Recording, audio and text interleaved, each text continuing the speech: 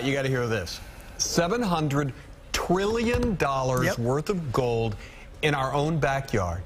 Researchers say the ocean has around 20 million tons of gold dissolved in it. Ready to go prospecting, Dave? Well, you know, and I want to point out that that number there, that $700 trillion, is gold that is suspended in the seawater. Okay? It's not counting maybe what would be at the bottom or miles and miles down along the bottom. So it's just in the water. That is just in the water.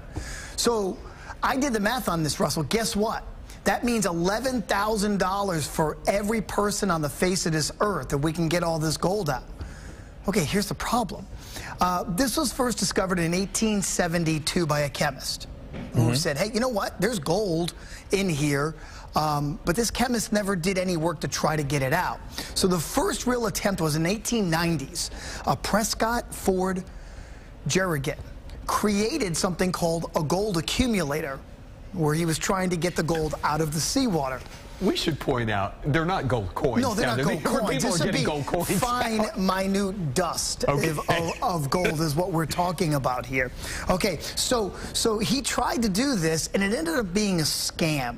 And so many people lost a ton of money because they wanted to use this gold accumulator, and it just didn't really work out. So now scientists are going about it a different way. Now we're getting a little bit more in the technology realm. They're trying to remove gold from actual seawater using metal organic frameworks. So they take a cluster of metal ions linked together to help to kind of trap these suspended gold particles. The problem is it traps other metals, and it's incredibly expensive to do. So something else that scientists have tried to do, and this one is called gold cyanidation. Okay, what's it called? Okay, listen. So oxygen. They'll put oxygen in, and they'll remove electrons from gold, making the gold positive.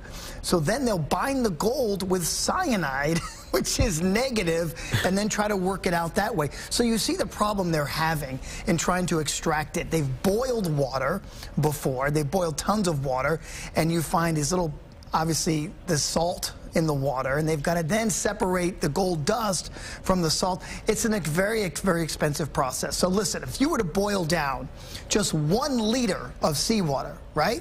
1 liter of seawater, you would get 10 picograms of gold. I don't know how much that is. Okay, I'm going to give it to you a different way. Okay. You would need 2 billion, with a B, liters of seawater filtered just to get $1's worth of gold. Okay, so you see where the problem lies. It's incredibly inefficient, and it's going to cost you more money to filter all this stuff than to actually make it worth your while. But, yes, technically, there are 20 million tons of gold in the water. Yes, Russell? So, now I know that the video you're seeing is of people discovering gold coins, and that's not what we're talking about. We're talking about... It's like fine gold dust, parts per trillion. But is there a belief that there could be something solid gold at the bottom? That's a great question. They just don't know. Because, again, you could go miles and miles down. You've got to find something to get all the way down there to dig it up and to filter it out. If you've ever watched that show, Gold Rush, have you seen how much dirt they go through just to get, say, 50 ounces of gold? So they'd have to try to find a way to get something down to the bottom of the ocean floor, hundreds or thousands of feet down, filter that out. I mean, it's just, yes, I'm sure there's tons and tons and tons, but try to get to it. Trying to get to it is the hard part, and maybe technology down the road, you'll be able to separate finite gold from seawater, but we're just not there yet. Okay. Thank you. Gold and then there are oceans. We'll see you.